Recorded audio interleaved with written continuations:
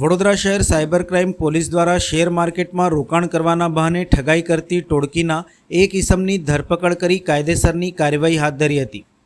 Cyber crime police સ્ટેશનમાં ફરિયાદીશ્રીનાઓએ ફરિયાદ આપેલ કે તેઓએ યુટ્યુબ ઉપર શેર માર્કેટ અંગેની એડ ઉપર ક્લિક કરતા તેઓને શેર માર્કેટમાં ઇન્વેસ્ટ કરવાના બહાને અલગ અલગ મોબાઈલ નંબર પરથી શેર માર્કેટ એક્સપર્ટ તરીકે ઓળખ આપી અજાણ્યા ઇસમોના કોલ આવેલ।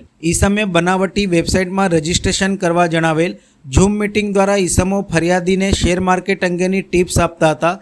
ફરિયાદીના પાસેથી શેર માર્કેટમાં ઇન્વેસ્ટ કરવાના બહાને અલગ અલગ બેંક ખાતાઓમાં ટુકડે ટુકડે કુલ રકમ 16,25,104 ભરાવડાવી 49,502 રકમ પરત કરી અરજદારનો વિશ્વાસ કેળવી પોતાની સાથે કુલ રકમ 5,95,300ની નાણાકીય છેતરપિંડી થયેલ છે તેવું જણાતા આ બાબતે ફરિયાદ આપતા સાયબર ક્રાઇમ પોલીસ સ્ટેશનમાં આ અંગેનો ગુનો દાખલ કરવામાં આવ્યો હતો। આરોપીઓની તપાસ કરવા સારું વડોદરા સાયબર ક્રાઇમ દ્વારા ટેકનિકલ તથા હ્યુમન સોર્સિસની મદદથી આરોપીની અટક કરી આગળની કાયદેસરની કાર્યવાહી હાથ ધરી છે।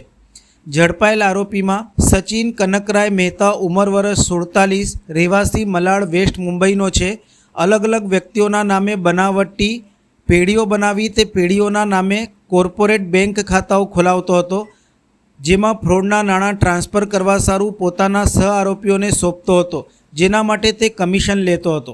સાયબર ક્રાઇમ દ્વારા અપાયેલ ટિપ્સની અંદર જણાવ્યું હતું કે ટેલિગ્રામ કે વોટ્સઅપ જેવા સોશિયલ મીડિયા મારફતે રોકાણ કરીને નફો કમાવવા આવતા મેસેજ અથવા ફોનની પૂરતી વ્યક્તિગત ચકાસણી કરીને જ નાણાકીય વ્યવહારો કરવા જોઈએ। ફેસબુક ઇન્સ્ટાગ્રામ જેવા સોશિયલ મીડિયા પ્લેટફોર્મ ઉપર શેર માર્કેટ અંગેની લોભામણી એડ્સની ખરાઈ કરીને વધુ આગળ વધવું જોઈએ। કોઈપણ લેભાગુ વ્યક્તિને તમારા વ્યક્તિગત દસ્તાવેજો જેવા કે આધાર કાર્ડ, પાન કાર્ડ, ફોટોગ્રાફ પૂરતી ચકાસણી કર્યા વગર આપવા જોઈએ નહીં। પોતાનું બેંક ખાતું કે સિમ કાર્ડ કોઈપણ વ્યક્તિને કોઈપણ બહાને કે લાલચમાં આવીને વાપરવા આપવા જોઈએ નહીં। તેના ગેરકાયદેસર ઉપયોગ માટે તમે કાયદેસર જવાબદાર બનો છો।